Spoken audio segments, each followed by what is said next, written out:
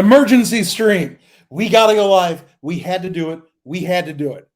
My name is Adam Jacobi. GoIowaAwesome.com. You are watching the Iowa Sports Review, and we have ourselves an emergency Saturday night stream. Why? Because Iowa won the Big Ten West outright. Iowa is going to Indianapolis. Iowa is one win away from Pasadena. Oh, let's go back to Pasadena. And all that's standing in Iowa's way, not Ohio State, not the juggernaut. No. Michigan. And say what you will about Michigan. I mean, they were good enough to beat Ohio State handily, double digits, and controlled that game. It would be difficult, but I don't look at Michigan as a team that could, snatch Iowa's dignity from them the way that Ohio State had done to more than a couple opponents this year. It's that Michigan would be tough. Don't get me wrong. I think that game would be competitive. Not would, will be competitive, because we're not talking about hypotheticals anymore. No, this is happening. This is real. Iowa is your Big Ten West champions. 10-2, certainly going into the top 15 coming up this week, this Monday, or whenever they do this, Tuesday. But we got to celebrate. We got to do the stream. We got to do this. This rules. So thank you all for joining me.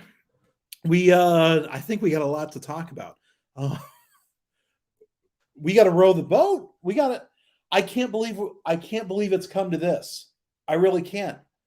But, the enemy of my enemy or your enemy, because it has to be your bull. But anyway, it happened. Minnesota came through. Minnesota beat the Badgers, beat them handily. And Michigan over Ohio State. Both of those two things happening in tandem were so implausible that genuinely, this is true. The producer and I did not make contingency plans for this to happen. If anything, this is a testament to everyone who was in our Discord, who was hopping in our text messages over the course of the day saying, you guys are streaming, right? You guys should go live. So here we are. Shay, I asked myself that about 10 times already today. Again, totally implausible, but not impossible. And college football is just weird enough, just random enough that we finally had a day where almost everything came up herky today. If there's one thing I would have changed, it would have been Penn State beating Michigan State, which in East Lansing would have been, I think it was East Lansing. Regardless of where it was, always was going to be a tough order. But if I could have, orchestrated everything myself, I would have had Penn State over Michigan State, just because it would have been nicer to have Sparty at 3 losses instead of 2. But, ultimately it might not even matter that much, because Iowa made it to the Big Ten championship game. Michigan State didn't. So, make your choice as to who the better bowl team would be, or the better bowl candidate. Say that 3 times fast. Everyone can. I just can't use my mouth. Snowpork, good to see you. Thank you for hectoring me into streaming today. How many articles are we going to see? Oh boy. Yeah. Oh, it's such a tired thing, but it's too bad that it's already a tired cliche, because I feel like there really ought to be articles about how the heck did this just happen, right? Because after that Wisconsin loss, I don't think anybody, other than the most diehard of optimists, and even then, Iowa optimists always have that little bit, that little backup of, but it's not happening, right? Our optimism might be outwardly the case, but in deep down, I think if you don't have that area rug of doubt underneath all of your furniture. Are you really an Iowa fan? So, um, this is a scenario that I'm not sure a whole lot of us saw happening. Um, not only when we woke up this morning, but you know, at any point between the Wisconsin loss and now, did not seem like it was going to come true. But God bless them. It took 7 conference wins in the West to make it to the championship game. Only one team did that in the West this year. That was the Hawkeyes. They earned it. Yeah, those ugly Iowa Medal. What's up with December 4th, 11:30 p.m. We're doing we're doing a future a future dateline. That's what I'm looking for. I could totally see that. I think that is, if anything, the most plausible of headlines, dateline, or whatever you want to call it. Yeah, it is going to be a slog. I would be shocked if it weren't a slog. I'm afraid of Michigan's offensive line, because if they can run over Ohio State like that, they can probably do a little bit of damage against Iowa. I think I like Iowa's front 7 better than I like Ohio State's, but I don't know. Great lines are great lines. Yeah, and Aiden Hutchinson, terrified of him too. Don't get me wrong, especially Aiden Hutchinson against Iowa's offensive line. Danger Will Robinson right there. But, great problem to have, because it means that you're in the Big Ten championship game. And I love it.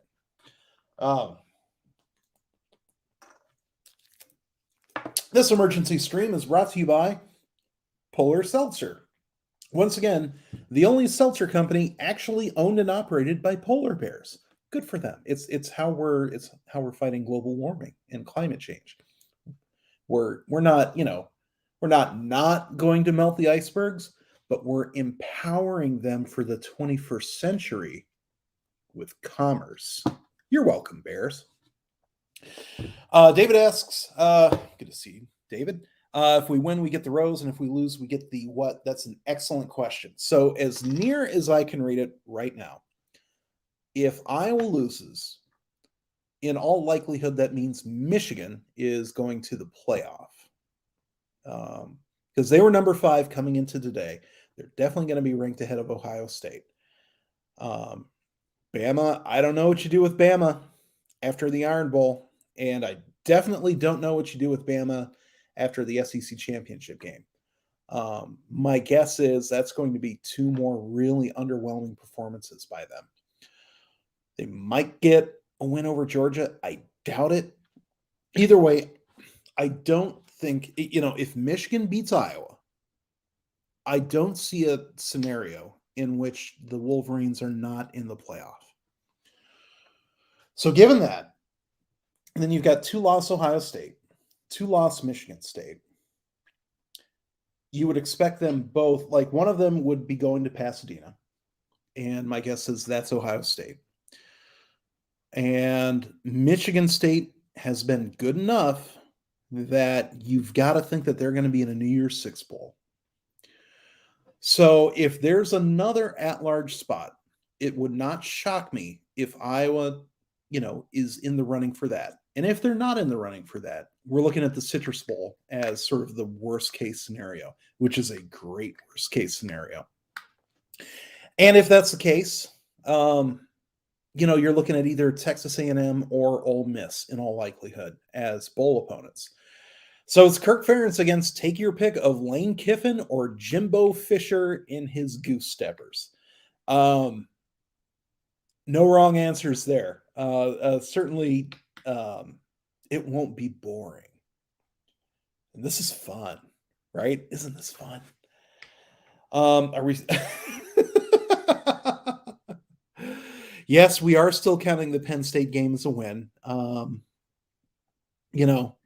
you hate to see a loss like this to such a great group of guys and a great coach, upstanding, moral citizens all the way.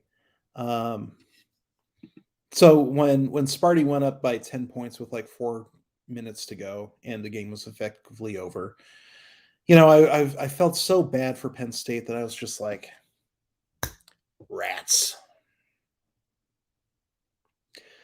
But yes, that win counts. In fact, all wins count because this is college football and not asterisk ball. Like, nobody's wins don't count.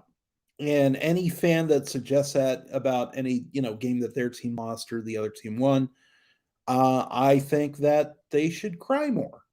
I think that they should yell right into a trash can and just let it all out. Just stick your face in that trash can, maybe even stick your face in the toilet. Just yell and yell so how mad you are that Iowa won yet again.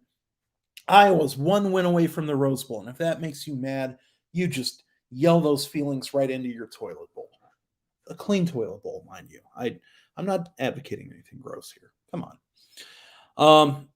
Yeah, DW, good to see you, friend. Good pass protection, great run stopping is all it would take for the Hawks to win the Big Ten championship. Yeah, man, you're right. And it is, it fits on, in one sentence. So it's simple, but it's not easy, right? There's a difference between the two. It does take good pass protection and takes great run stopping. That's it. I mean, it doesn't take magic or dragons or Zach Van Valkenburg doesn't have to be able to carry a baseball bat onto the field in order to make this happen.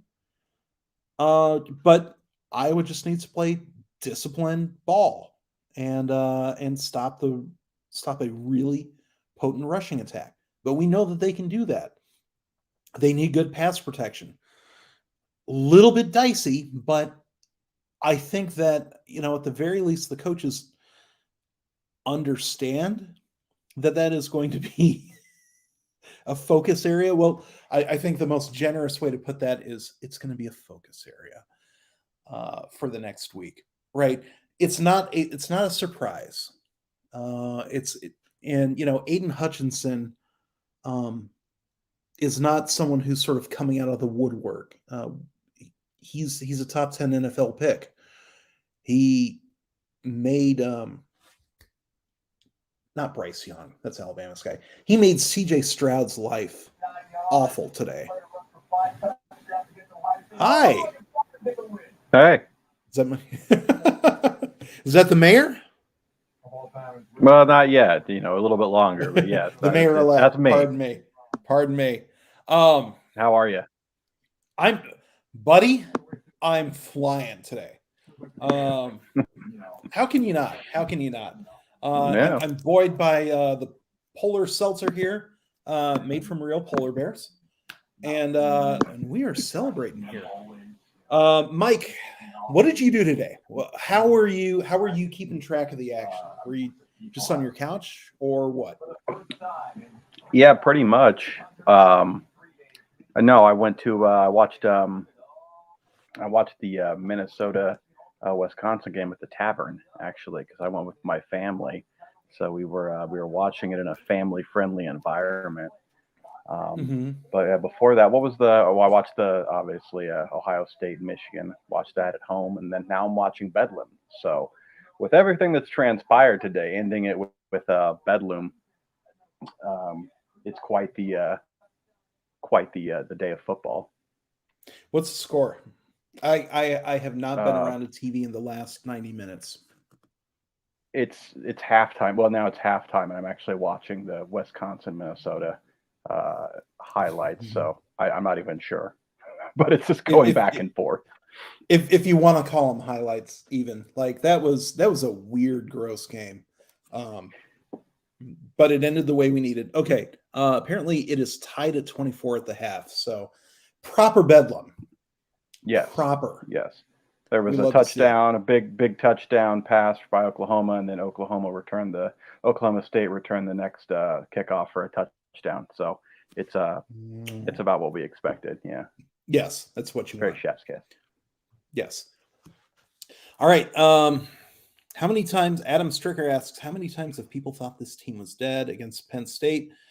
Yeah. That first quarter, I remember that first quarter. After the two losses, after the Wisconsin loss in particular, people were adjusting their expectations downward pretty substantially, and it made sense. I don't begrudge that one bit.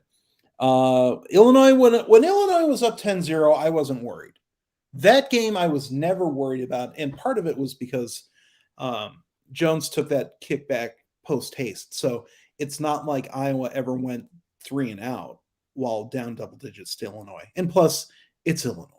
Come on. But when Nebraska went up 21-6 and was pulling some of those like plays that had no business working, there's a whole lot of people that were on social media saying like, man, I knew this was going to happen. Like we sort of lost track of the idea that this is still Nebraska. And if there's one thing Scott Frost knows how to do, it's lose games in the fourth quarter. But it absolutely felt like that game was getting away from Iowa, that Nebraska was taking advantages of opportunities that Iowa wasn't taking advantage of. Fortunately, one block punt is all it took for the universe to sort of restore order. But yeah, Adam, to your larger point, again, after that Wisconsin loss, I think at no point would most of the fans, like at no point between then and about at about 4 p.m. today, at no point was anyone like, oh yeah, Iowa still got this, right? Because it was never in their hands. And it didn't seem like a reasonable conclusion to this entire season. So, hats off to this team for having a stronger stomach for the rigors of a 12 game football regular season than most fans have. We'll put it that way. Mike, how many times did you think the season was over? Well, it was the same old song, with Purdue and Wisconsin, right? I mean, it's the same exact thing for year after year, how we lose to Purdue. But it kind of came. So is this going to be the time? And I know there was the pandemic season, but is this going to be the time that we actually beat Wisconsin when it really, really matters? And the answer is unequivally no. It is not going to be that time. And it's like, well, okay, I guess we're going to the Citrus Bowl again, or we're gonna settle for another good bowl, but it's just another one of those seasons where we could have done something special, but we didn't. So how much would fans have rioted if this team ended back up in the Outback Bowl after being in the top 5? Yeah, I was like, can we legally go to the Outback Bowl anymore? Is there like a law that says you can only go to the Outback Bowl so many times, and you just can't do it anymore? But right. I would say Whisk, but I think we were down. I mean, the Northwestern game, honestly, at the end there, I was having 2005 flashbacks. I watched that 2005 game. I was working at the Waterfront Hy-Vee produce section in Iowa City. I was in Iowa, so we watched it from the the cafeteria there, whatever you want to call it, where people eat. They took all that away to bring in the wall burgers, obviously. But I was having flashbacks then. I was like, this is the same.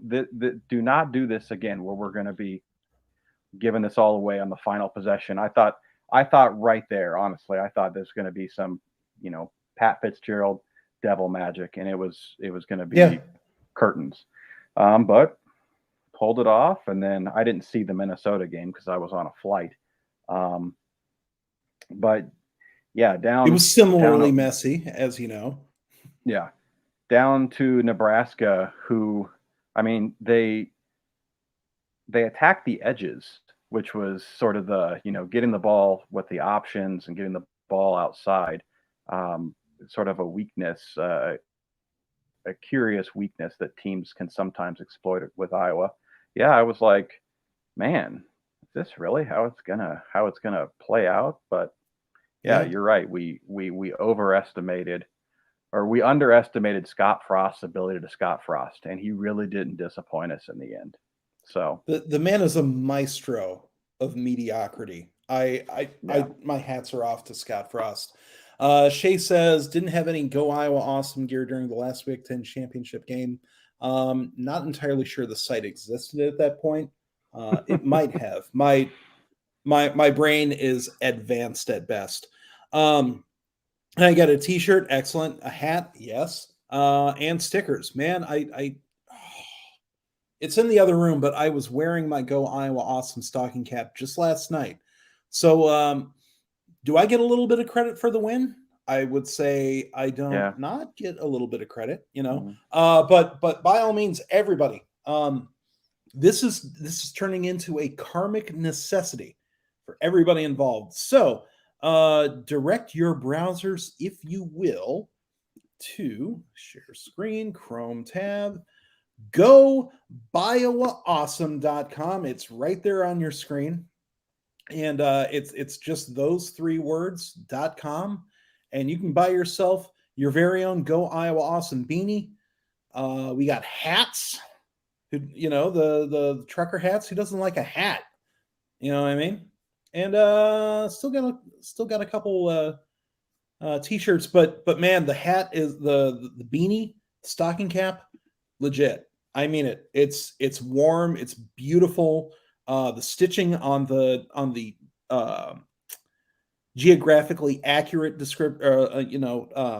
Iowa shape, that took a lot of GPS. That took us $10,000 in like NASA computers to make it look like that state. People don't know that. Like we were operating this at a tremendous loss, but we had to get that state exactly right, and we did it. We did it. But yeah, head on over there, support us, and look darn good doing it too. And while we're doing nice things with our browsers, here's something that doesn't cost any money. If you're there on our YouTube page, and I really hope you are, go ahead and click that like button, please. And hit subscribe if you haven't already, because if you are subscribed and if you have your notifications turned on, you would have known, you would have gotten that email that we are going live with this emergency celebration stream. And, it makes us feel good, and it tells YouTube's algorithms that this is a fun, growing, and important Hawkeye community for everybody to be part of. So that is my little plug for everything that we're doing. And, this is our sound off. We're not allowed to call it a sound off show. Something like a call-in, something like a live stream. So head on over to your little chat window that's going to be at the bottom of your screen if you're on desktop, and I think it's at the bottom on mobile too. Might even be at the bottom right of your desktop, depending on what your settings are. But ultimately, this is chat for all of you. We are the extremely pretty faces, but that's all we are. That's all we are. Ultimately, this is a show for all of y'all. And I suppose I can actually formally introduce Mike Jones here, who is a long time friend of the site, writer, contributor, and can I say what your job is? Yeah, you can say what my job is. Okay. Well, yeah. Okay. Well, you never know how much people want to mix their real life and not, but we are talking about a public defender and the mayor-elect of Windsor Heights, Iowa. That is not a joke. That's actually true. Mike Jones is joining us to celebrate this wonderful, wonderful evening. And I almost called it a victory, but the victory was yesterday. Now, it's a circumstantial victory for us, and a birth to the Big Ten championship game for the first time in 6 years. Would it be? Mm-hmm. It was 2015. Yeah. Yep. Backdoor narrative annoys me because a lot of it just comes down to the order of the games. Yeah, that's a big part of it too. But this is a sequential season for everybody involved. So, if you order where the wins and losses came, it reads differently. I get that, but these players are experiencing this season 1 week at a time. They're playing it one game at a time, and if they're coming into a game with let's say a 7-1 record, and the season ends up with them at 10-2.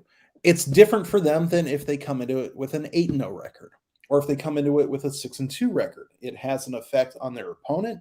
It has an effect on the way that they prepare for the game. It has an effect on the way that the people around them talk about their team.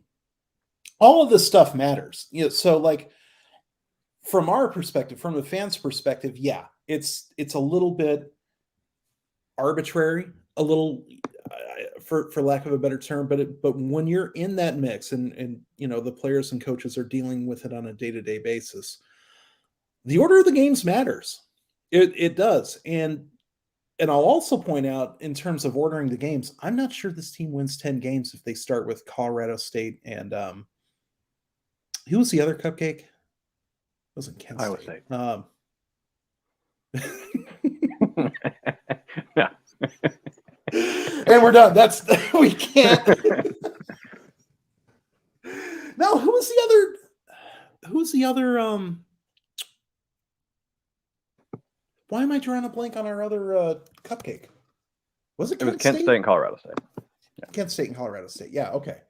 Yep. And it was nice for game day to show up to our third cupcake. Well, but yeah, now the conversation. The conversation all week is going to be okay, so who's going to start, right? That's our next conversation.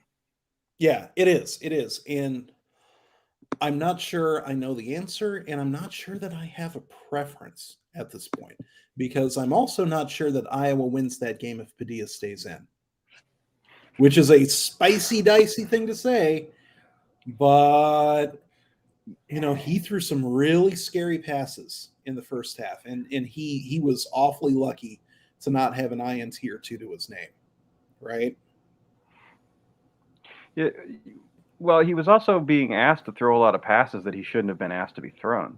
I mean, when they came out of half, and basically Spencer Petrus's job was, look how good I look handing this ball off. That should have been when Tyler Goodson is averaging there. I think there was a point where he was averaging at half. I think he was averaging like 6.7 yards per carry. But I think after the first quarter, I think it might have been around 8, and they're still having Padilla out there, slinging the ball, and it's like we do not need to be doing that. So it was just weird to me that he was being put in this situation when he shouldn't have been put in that situation, and then they brought out Petrus and they actually started running the game plan they should have been running, in the first half. And Petrus threw a couple passes. I can at least think of one that was like, ooh. I think his first pass that he even threw was almost intercepted too. I don't think Petrus played a flawless game by any stretch. No, not at all. I think it's going to be him. I think it's probably, but I mean, part of that is just knowing Ferentz and who he is, and like Kevin says, there's a lot of fans that think exactly like Kevin, that good for them, but I'm still sick of this. And yeah, man, I get it, but it all comes with the whole package, right? Like it's okay to want something better in terms of game day coaching performance. I do quite a bit, but if this is the price that you have to pay for a coaching staff, a system, a philosophy that gets, it doesn't recruit like a top 25 program, never has. And those rare classes where they do generally haven't panned out. Yeah. Dan Doring was a 5-star recruit. Didn't really help that a whole lot. Bone Crusher ended up being a felon, right? Ooh, yeah. And so we sort of told ourselves, well, then we don't want top 25 classes. But ultimately, we're talking about a program that recruits like a 6-6 to a 4-8 team, and consistently gets winning seasons, consistently, goes to bowl games. Like we tweeted this morning, 4 losing seasons in 23 years. And it's really, really easy to take that for granted and say, yeah, and I wish they would coach better on Saturdays. I wish they would coach better on Saturdays too. But if this is a price we pay for having a legit developmental program, one that sends more players to the NFL than all but 4 or 5 other teams in college football, then all right, you can be tired of it all you want, but they're going back to Indianapolis. This is what you get. So, I want Brian Ferentz to turn into Mike Leach. I want them to hire Graham Harrell and run the air raid and this and that. But ultimately, this is what having a successful program in Iowa City. This is what it looks like. So, yeah, and Kevin, the stats are going to bear that out. They're always going to bear that out, especially for a coach that doesn't really believe in offense. Like racking up yards. Ferentz is never going to be the guy that's going to be in the top 25 of that, and that's not just because they actually play defense in the Big Ten. It's just that's not his philosophy, and it never has been. So. You can wish it differently all you want, but ultimately, he's been around here for 23 years. His definition of success isn't one that includes getting 500 yards a game or 45 points a game. They've figured out and they have stuck with for a quarter century, for better or worse, and it's been equal parts of both. They've figured out that they want to minimize the amount of possessions in a game. They want to minimize turnovers. They want to win field position battles on punting, which means, outpunt the other guys, out-return the other guys, and, play great defense and, try to make 20 points win you the game. And it doesn't always work, does it? But it works more often than not, and that's good enough for Ferentz. So, again, I want them to score 60 points a game. I want them to blow the doors off people as a matter of routine. That's what I want too. That's not what we've got, and I think the definition of suffering is, wishing something was a different way without being able to do anything about it. So choose not to suffer. Do this for yourself. The real Hayden, good to see you. As always, yeah, Petrus missed a guy. Again, I'm not going to convince you guys on Petrus. I don't have a strong opinion either way. I really don't. And ultimately, I don't think that, having this debate for the 15th time this season, everyone is entrenched on Team Petrus or Team Padilla, and most people are Team Padilla. Fine. No productive discussion is coming from the QB yet again. If anything, let's get some Deuce Hogan fanboys in the chat. And as long as we're just saying things we want. Did you see the quote after the game from I almost said from Hayden Fry, from Ferentz, one, confirming that the flu had been going through the QB room, but two, saying that if they had to go with Deuce Hogan for the game itself, that they probably would have just stayed in Iowa City. It's a little bit harsh, but I think that should tell fans everything they need to know about Hogan's preparation, level of readiness for Big Ten. What did Deuce do to deserve this? I mean, it's a heck of a stray for your third string quarterback to catch. But I think it would have been fair to read a whole lot into that quote because Kirk doesn't. He was kidding. It was funny to him, but he made that joke for a reason. Yeah, Deuce. Yay. We got our Deuce fanboy in the chat.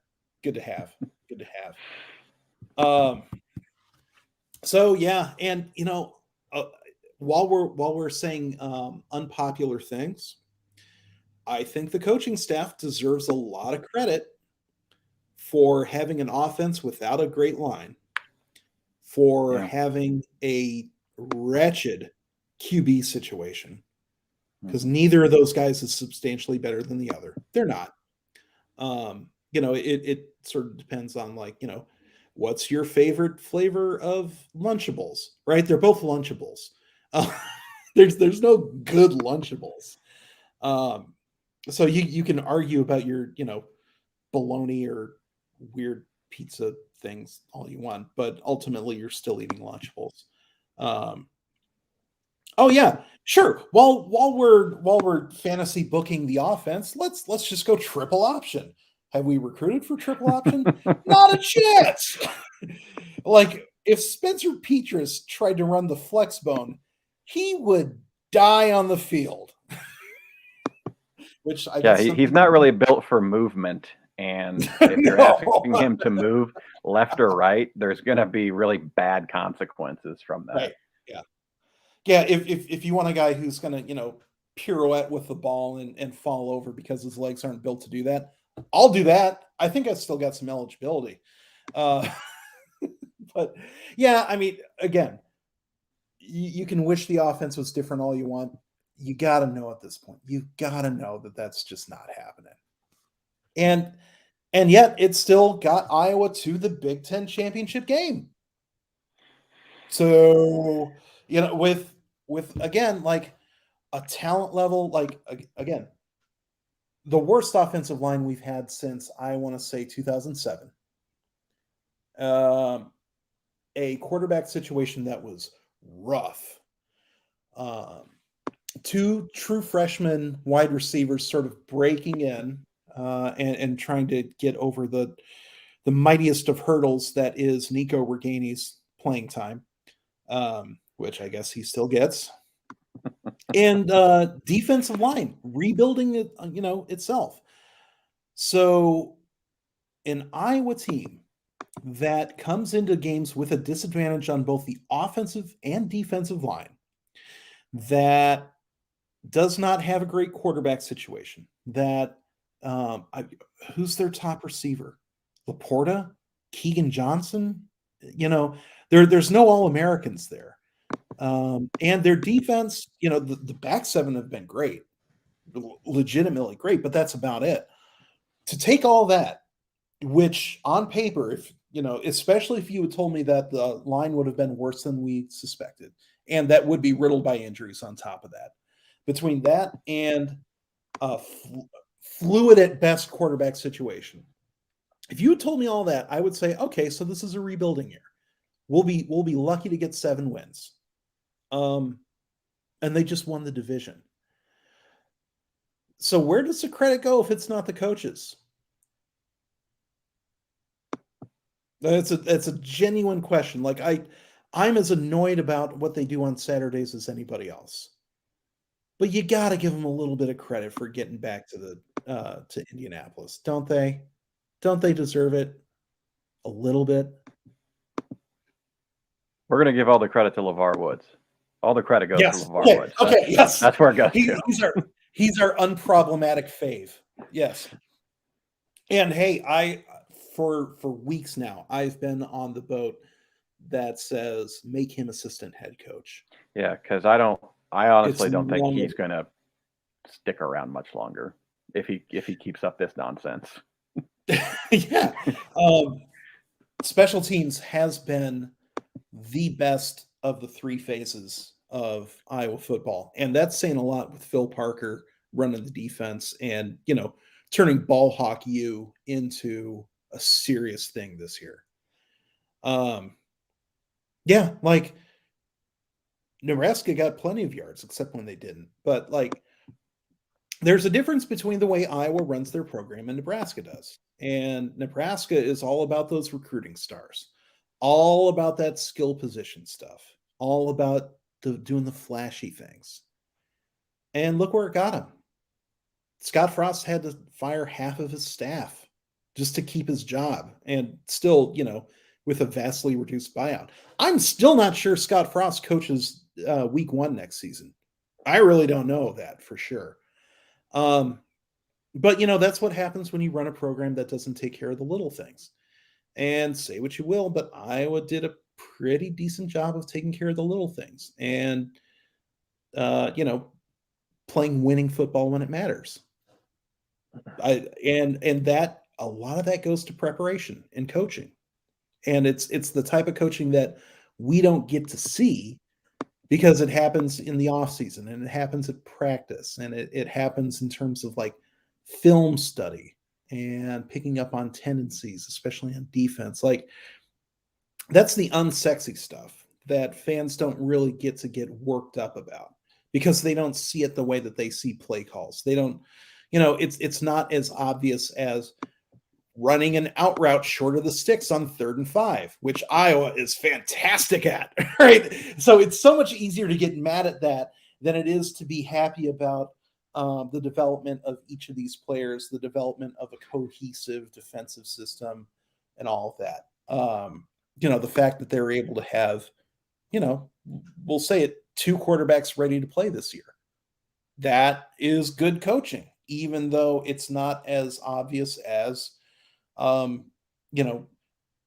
pretending the entire field is lava on 3rd and short.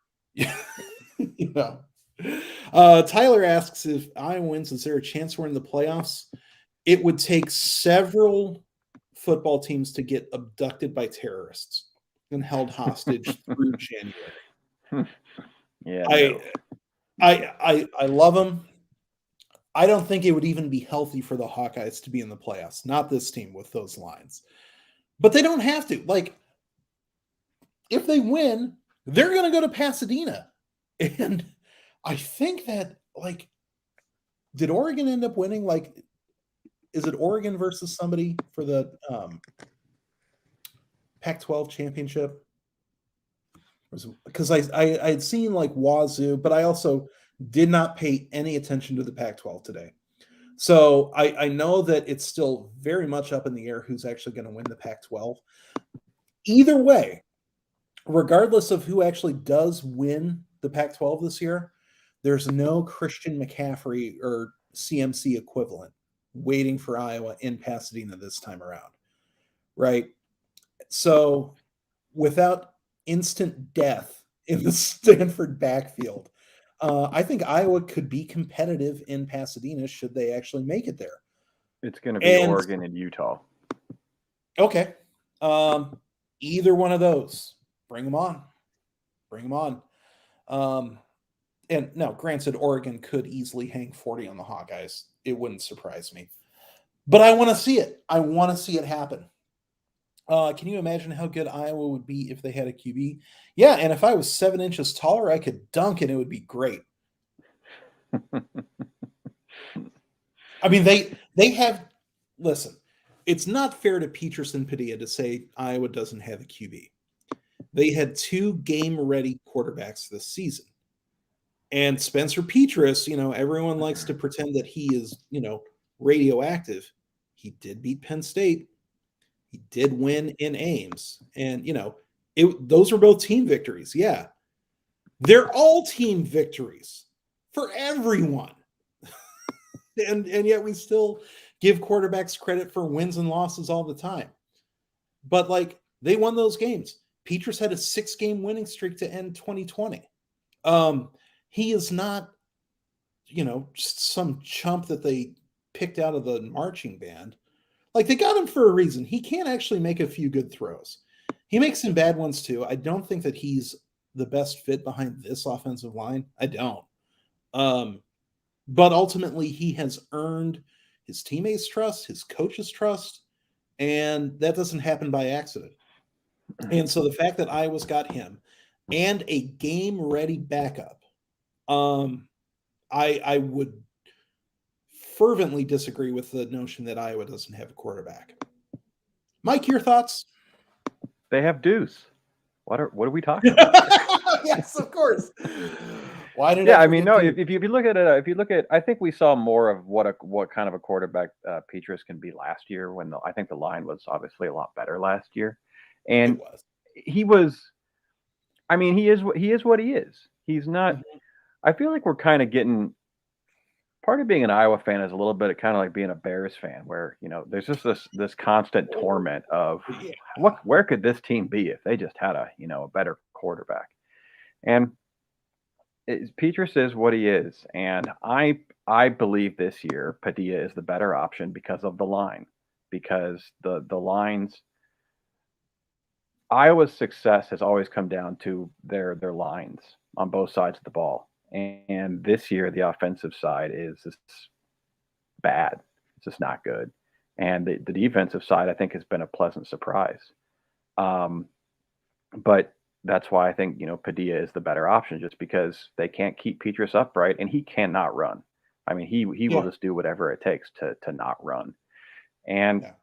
Which at this same. point, it just is what it is. Mhm. But you're right. He's. I don't want to call him a union card player, because I think that he has not only earned the right to start, but I think he is good enough to start.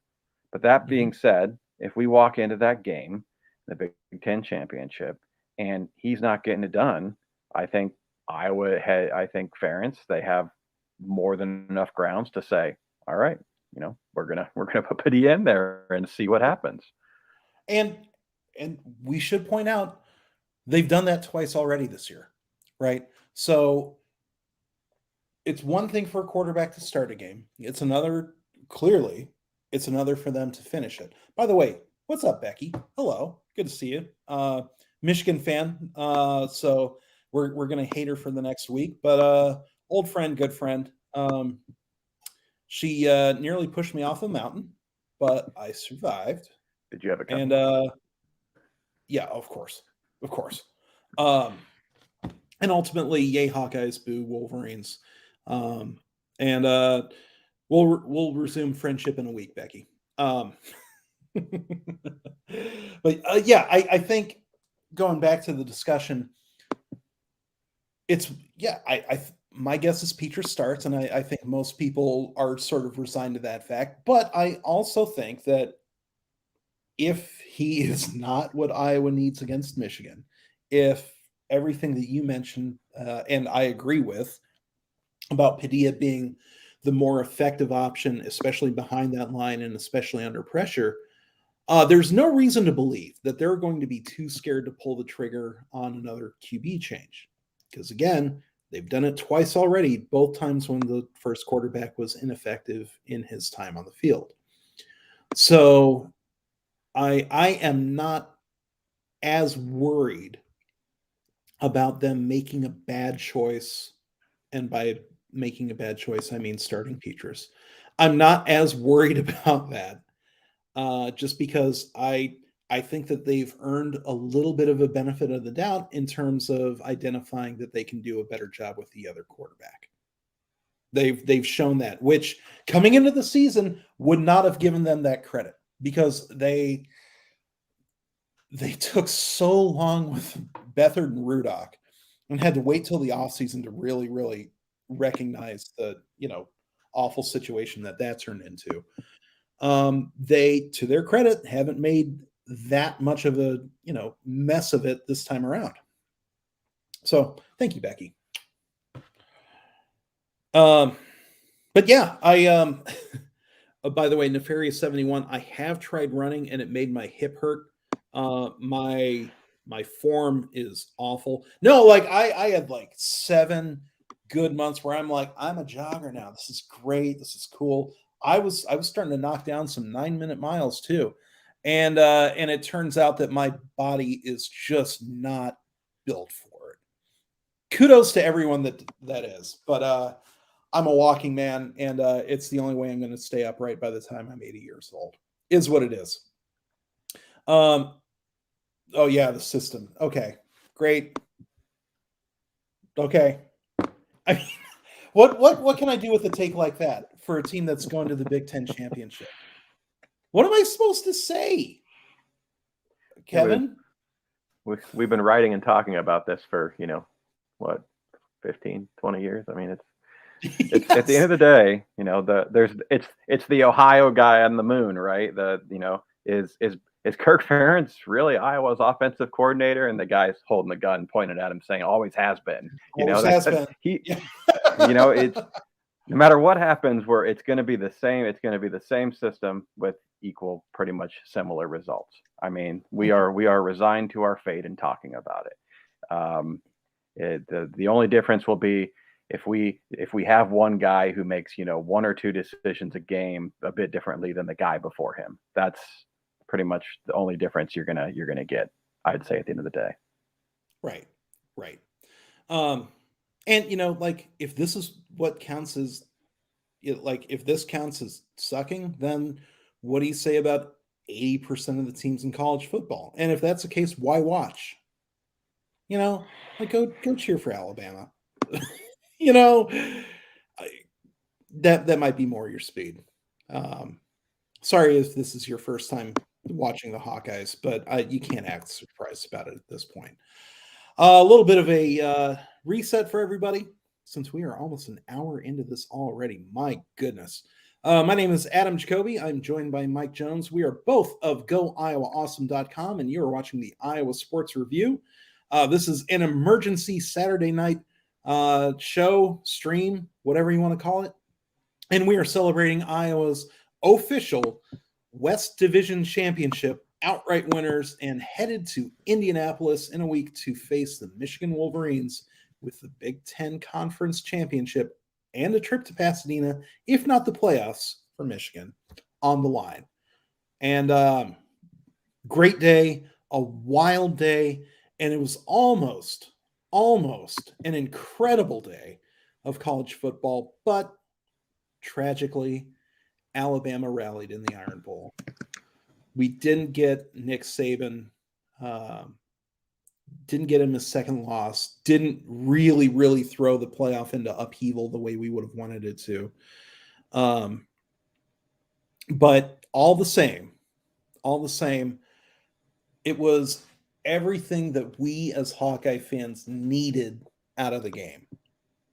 Because again, like as I mentioned at the beginning of the show, we did not make contingency plans for Iowa actually winning the division this week. We weren't planning on the stream at all. We weren't like, well, there was no what if that we were working on. It was just like, see you Wednesday. Is it true that Indy ran out of beer? That's always the rumor, or the the story that comes out of these towns whenever Iowa or Iowa State ends up in one of these places. Oh, they ran out of Busch Light. They always run out of Busch Light. I mean, the city of Indianapolis, no, is not going to get drunk out of business by the Hawkeyes. Are there probably a bar or two that's ill-prepared for the sea of pasty black and gold folks coming into town? Yeah, there are. I would wager that there's going to be about 2 or 3 bars in Indianapolis where they just straight up run out of cold domestics. Wouldn't surprise me one bit. This is how we roll. It's how we roll. But the town in general, no. It's in a weird way, it's an admirable fantasy, but it's a fantasy. And but it doesn't, there isn't a fan base in America that can drink Indianapolis as an entity out of beer, right? So it's not like I'm saying Iowa's just not good enough. No, come on, they're going to make a couple bars, lives a very profitable and unenjoyable couple days. That's about it.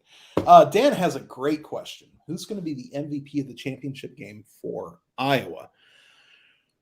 And honestly, I don't have an answer right off the top of my head. If anything, that is exactly where I was going to go. him or Torrey Taylor, and my guess is in terms of actually making a difference to the final score, I think it would be Shudak over Taylor. And here's going to be a hot take. I think Shudak's had a better season than Torrey Taylor. Would you agree? Well, I've started working on the good, the bad, and the ugly for this week, and so I've been digging into, obviously, Caleb Shudak is part of the good. So he's scored 100 points this season, and his point differential was the difference between winning and losing. I think 6 or 7 games, he is responsible for the difference in points. So, and he's 7 for 7 from 40 to 49, and 4 of 6 from 50 plus. So, I mean, and this is his first year on the job. I mean, he's had a incredible season, and everyone, we'll love our punting, and Taylor is amazing, but Shudak has really been, I mean, he's won us single-handedly a lot of games this year. Yeah, he has. And tragically, this is his last year on campus. This was his extra COVID year. He could have graduated without starting at kicker for the Hawkeyes, and everyone would have been like, well, he did a good job on kickoffs, next man in. And instead, he just turned in what I think is a Groza-worthy season. That stat, in terms of him being the difference between wins and losses, bonkers. 5. It's 5 games. 5. Nebraska, Illinois, Minnesota, Penn State, and Northwestern.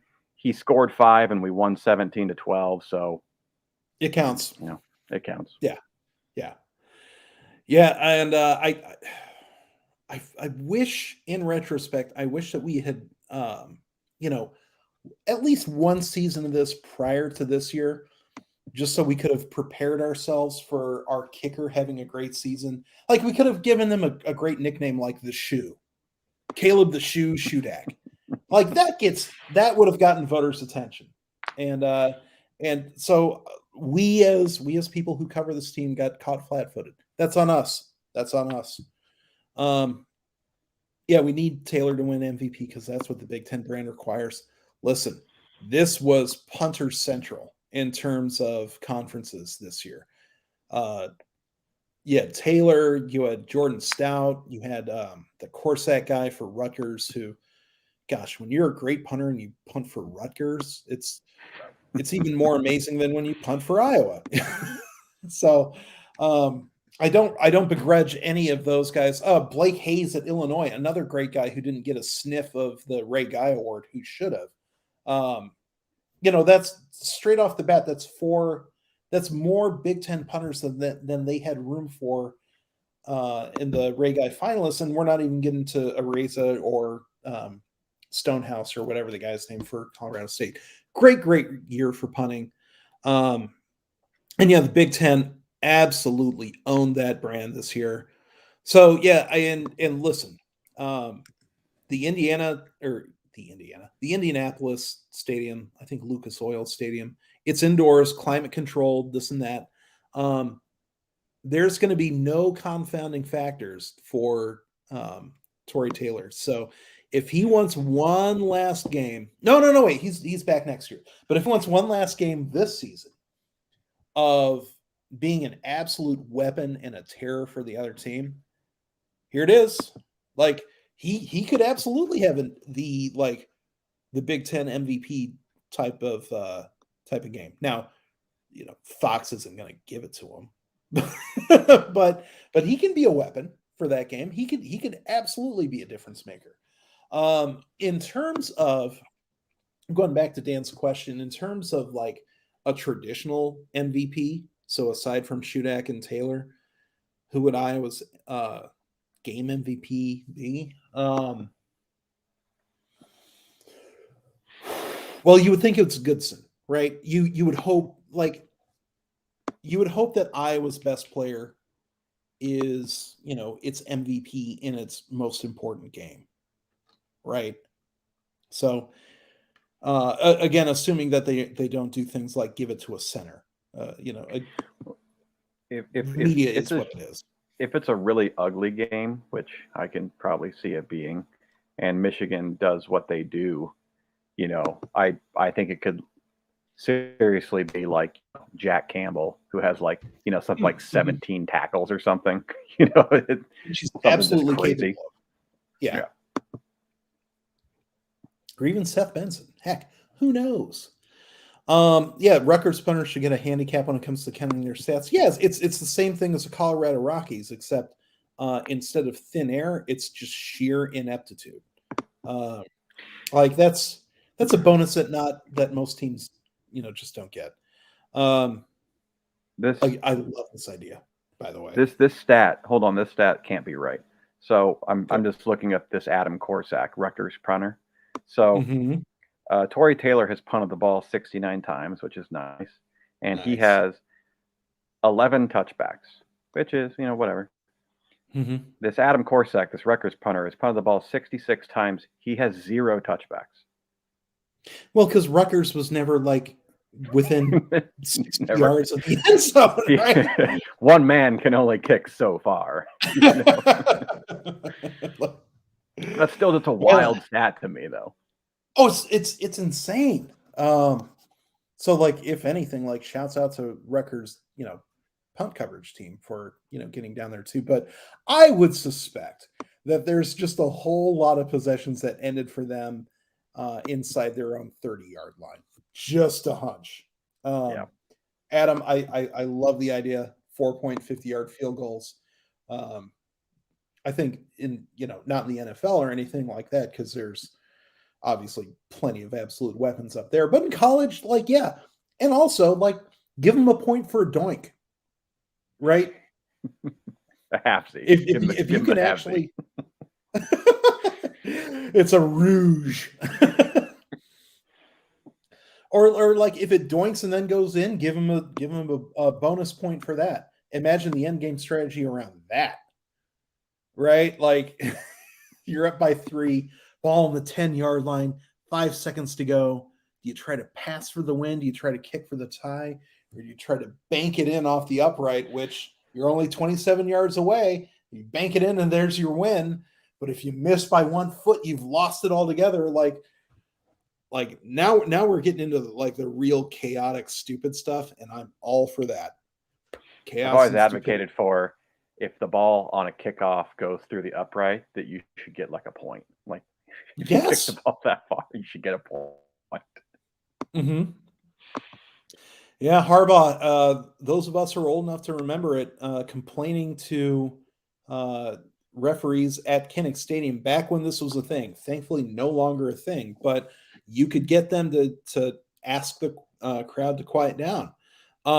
Didn't work for Harbaugh in '85. Just gonna, spoiler alert that one.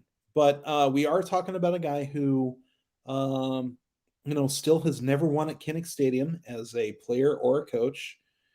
And was he the coach the last time Michigan beat Iowa? Okay. Yeah, they won that 10-3 game or whatever. Oh, that's right. Yeah. But that was in Ann Arbor. Okay. But still Harbaugh has real problems with coaching against Iowa and Ferentz. So that whole dynamic going to be very interesting coming into this game. And I get it. On one hand, what does it matter what happened 6 years ago in terms of how these teams are going to face each other this week? But it is, a coach, Ferentz, who knows a thing or two about coaching against Harbaugh. And unless those tendencies and unless that institutional knowledge is all just completely worthless at this point, and knowing the way these two guys coach, I doubt it. I think there is something to the fact that, Harbaugh has a tough time coaching against the Hawkeyes. I do. Snowpork asks if you were given control of the CFB rulebook, but only as it concerns overtime, what would you do? I think some of the choices that I would make as it pertains to overtime would get me removed from my spot on the CFB rules committee. But that being said, I think that they are actually onto something with this current format. I don't like it as it stands, but I think it's only a few tweaks away from getting to something that is actually enjoyable. And part of it is, well, one, it goes to the 2 point parade too quickly. I don't think that 2 overtime periods is enough to just abandon the idea of competing drives. But I will say that um, it needs to be more like, clearly what they're going for is something similar to like soccer's penalty kicks, right?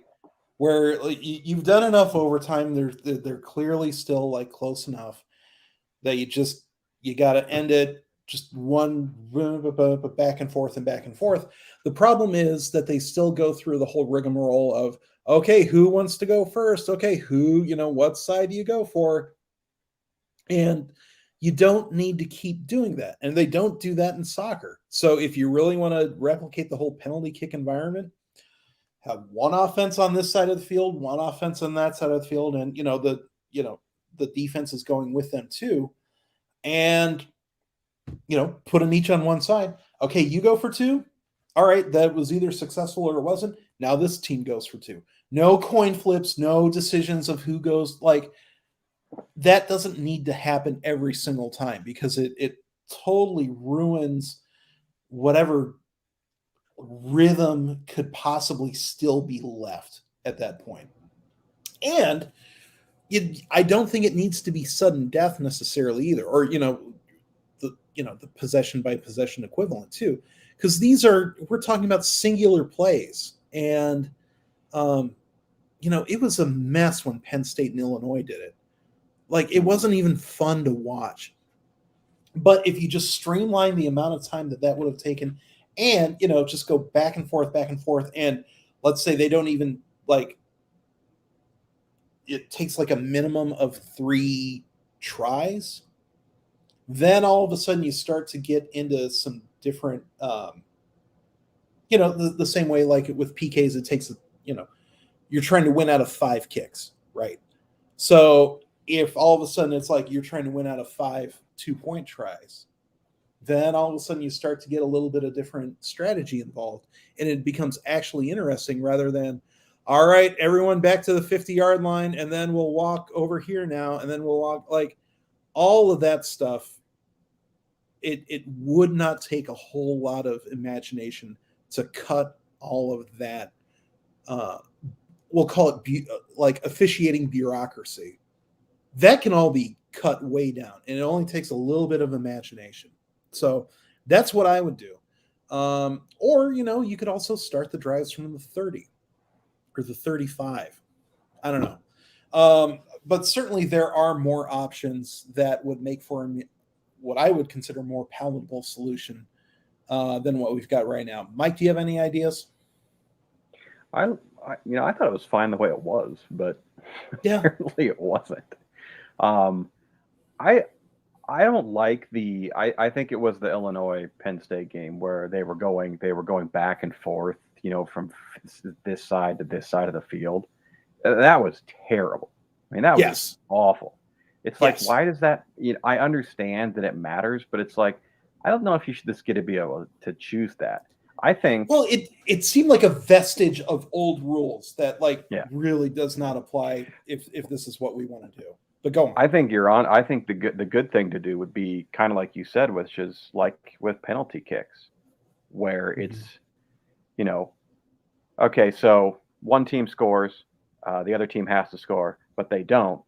But then they do another one where, then that team that didn't score, they're on defense, or, and if they get a stop, then they have a chance to, tie it up to go to another one. I think that I just don't think it should end all of a sudden. I don't think it should be sudden death. I think there should be like, they have that added chance, sort of like a double elimination or something.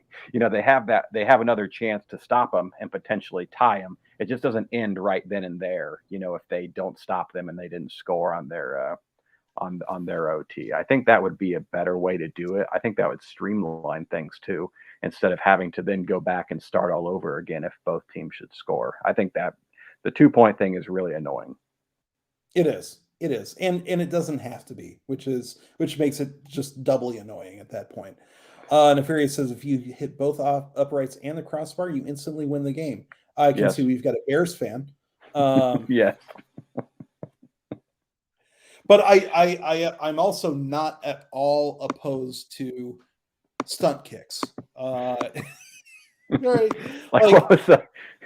What was the old MTV the All-Star game where they had like the 4-point spot that you could shoot from, or that the celebrity the rock game? And jock. Yes. That's what we need to do, but with just with kicks. Let's get Dan Cortez and Bill Bellamy. I'm sure they're free. I guarantee you they've got nothing better to do. If we're gonna make it weird, like competing 2-point conversions type weird, let's lean into the weird. I mean, really lean into it. Or somehow like expand the end zone. And I guess that this would start to get a little bit difficult. But let's pretend that anything inside the 10-yard line is now the new end zone. So how are you going to play this with 20-yard end zone? Let's just do weird stuff at this point. Adam has pointed out one of the weirdest stretches of that really weird Minnesota-Wisconsin game. And I'm glad that we're talking about this, something like this, as opposed to talking about how absolutely god-awful the officiating was in the first half. I'm never going to forgive them for some of those calls. But anyway, here's something that happened that just beggared belief at the time. So 4.5 minutes to go, and Wisconsin's down by 10 points. Do not convert their third down. It's 4th and 1. Paul Chris sends out the punt team and then gets a false start, then goes for it and converts it. And, say what you will about Tim Brando and Spencer Tillman. Just go ahead and say it. They were so confused by it that they're like, well, he must have lost track of what down it was, which give it one iota of thought, and that doesn't hold up at all because he sent out the punt team. You don't do that on third down. Was it going to be a fake? No, because they blew it dead on the false start while the guy was punting the ball. Oh, okay. The ball came off of his foot. Like, the whistles were already blowing, so maybe he just didn't give it away that it was a fake. But also, Minnesota was not at all coming after the ball. They expected a fake. So they were in basically a safe formation, expecting him not to punt the ball. If anything, it was like Chris forgot that they were in the fourth quarter and not the third. Like, that's if we want to chalk this up to a major mental error, and I don't know what else to chalk it up to, it would have been that more than down in distance. But either way, it was weird. It was so weird. And going back to overtimes, I'd like to see the kickers kick field goals. I mean, who doesn't show up to a college football game wanting to see more of that? Start at the 20, keep moving back until one can't make the kick. See, now we're getting into that fun stuff, and having a guy who's got that big leg like really starts to come into play. Like, if you got a guy who can boom 55 to 60-yard field goals, or at the very least has that amount of leg, but let's say he's just completely inaccurate with them, sort of like how Miguel Recinos was like early in his career. That starts to get a little bit of fun. But I think you also run into a situation where, you move back to some certain yard line, and then all of a sudden neither kicker can make it. And then it's like, well, now what? Right? Like, there does have to be some sort of an end game, and some sort of a one team can do this, but the other one can't. And I'm not sure that model, gets us close, but DW, I really like where your head's at.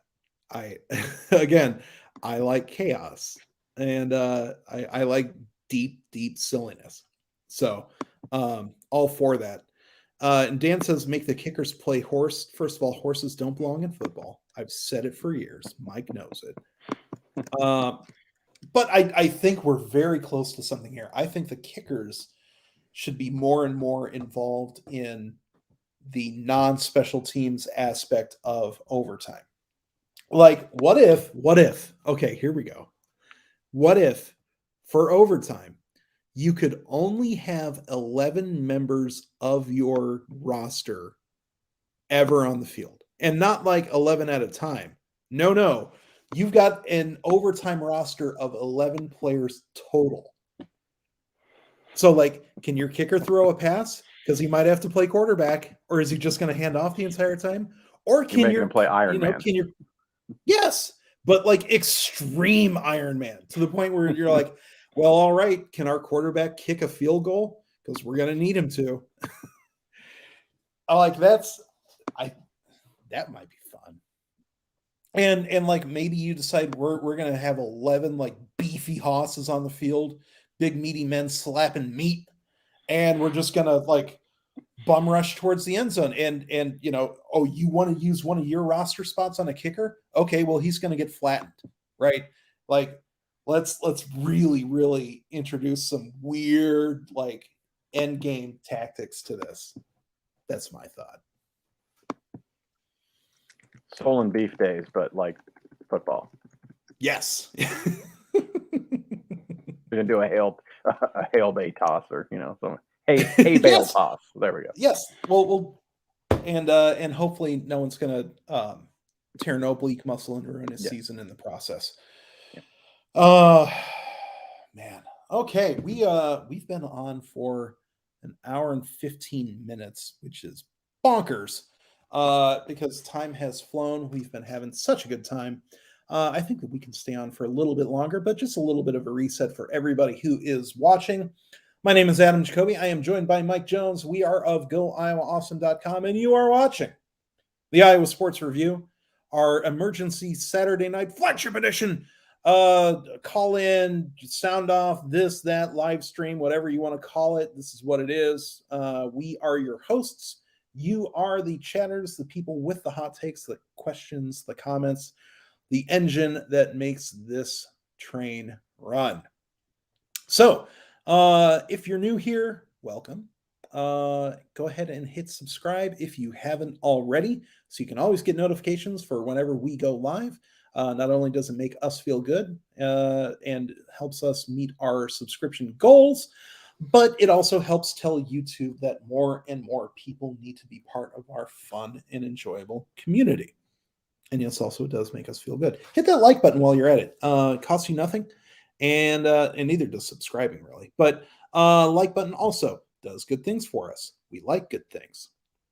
And head on into the chat if you haven't already.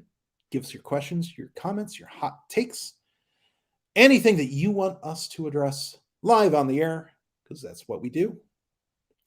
And thank you all for your support. For those of you who have liked, who have subscribed, you are wonderful, beautiful angels, and we do this all for you. Nefarious asks, who's the best Ultimate Iron Man OT player of the Ferentz era? Great question. Because, it might be someone with a leg. Might be a good like two-way. Oh gosh, I mean, wasn't everyone in South Dakota? Yeah, it's okay. It's 8-man football. Like you probably have to be able to kick.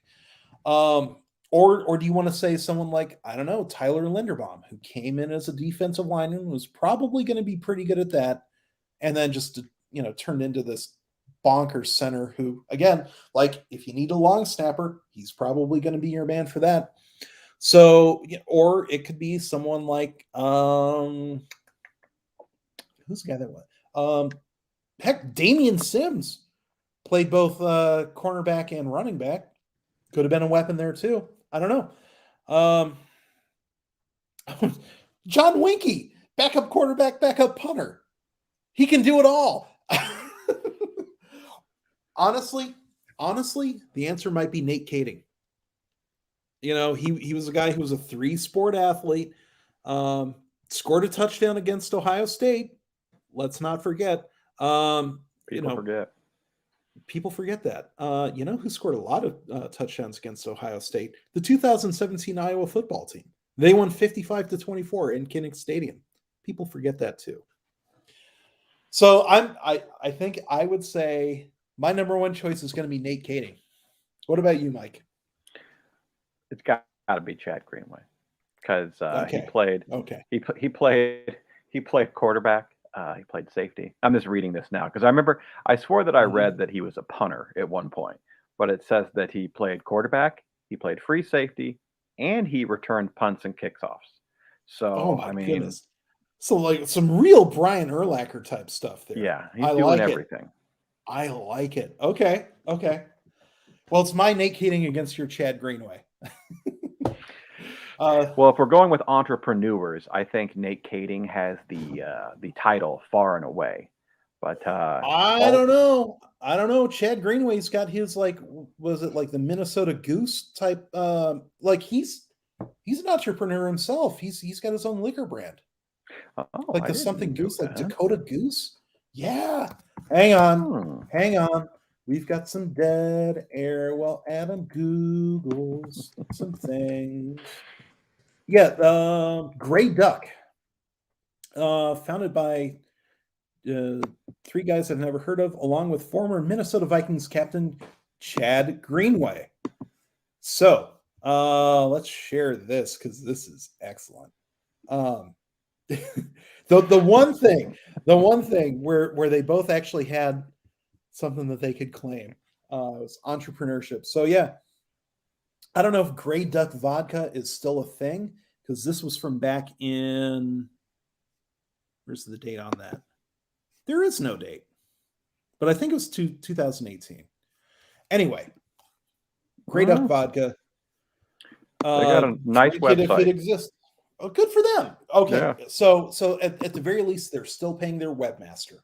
Mm-hmm. So good for them. Good for Gray Duck. But also. Drinking is immoral. No one should ever do it. Ever. I'm the police.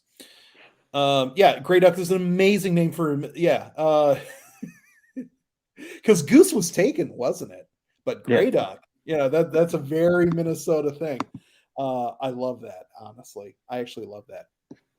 Snowpork asks, what needs to go right the most for Iowa to win next week? I think I'm just going to lean right into it and say Iowa needs to create a bunch of turnovers, which is possible and bordering on plausible. But I think in terms of what we've seen, like the trends of for Iowa and their wins and their losses, and they had a graphic for that during the game on Friday. But when Iowa creates turnovers and doesn't turn the ball over itself, it wins games. And Iowa's very good at the former, and the latter is, it can be a dicey proposition at times, but again, 10 wins. So I would say Iowa has to have at least a +2 in the turnover margin for the game. And if that happens, I would say Iowa has a plausible chance of winning the game. Mike, what about you? I think they got to run. I mean, they have to run the ball. If Tyler Goodson is not getting going, then I don't see how Iowa just wins the game. I don't want to say that Iowa wouldn't have won 7 games if they didn't get the turnovers that they did this year. That could be true. Mm-hmm. And Cade McNamara, I think he's thrown like a single interception or something. I mean, he doesn't. He's due. He's overdue. Yeah. Well, you're right. He needs. Yeah. But yeah, they don't really turn they're very careful with the ball, and that's great. So yeah, if they turn the ball over, that's great for Iowa. But I think they just need to run the football. They did it very well against Nebraska, and so I think if they can at least get the ball moving. Yeah. Running the ball in Nebraska is not as easy as it sounds either, which, the last 6 years, the prior 6 years, very, very easy to see that it was an easier proposition. But Nebraska actually had a pretty decent front seven this year. So Goodson getting his season high against that Husker front. And he had over 100 yards even without that big 55-yarder that really, really swung the game. Yeah, and as Snowpork says, a very quiet 1,000-yard rushing season. I guarantee it wasn't quiet for Goodson because, man, he took a lot of hits and a lot of backfield hits too. The fact that he was able to engineer not only a 1,000-yard season, but he's already over 1,100. So we're talking about close to 100 yards a game. The fact that he was able to do that against, behind this offensive line, and with so many defenders keying on him, and without much of a pass offense to sort of take the load off of him. Yeah, can't say enough about Goodson. Can't say enough about the week in, week out, carry in, carry out job that he did in that backfield this year. Really, like, borderline heroic stuff. And yeah, man, I wish it was 300 yards for each of the next two games, but again, we're Iowans, we're realistic. If we can get 300 more over the next two games, which would be contending for season highs in either of them, considering 156 was as high, then yeah, good things for Iowa and really good things for Goodson as a NFL prospect as well. Would really like to see that. But gosh, running against Michigan, that is going to be difficult. Quite difficult. So fingers crossed on that. All right. Listen, we've been at this for coming up on 90 minutes. Chat's starting to slow down a little bit, and we've kept you all for long enough. So I hope you've all enjoyed the stream. I hope you all have enjoyed the day of football. I hope you all are celebrating wisely, responsibly, but enthusiastically all the same. The fact that Iowa has won the Big Ten West. The fact that Iowa is going to Indianapolis once again as the division champion, and Iowa will be facing the Michigan Wolverines with the Big Ten and a Rose Bowl bid on the line. This is what we wanted all season long, and now we got it.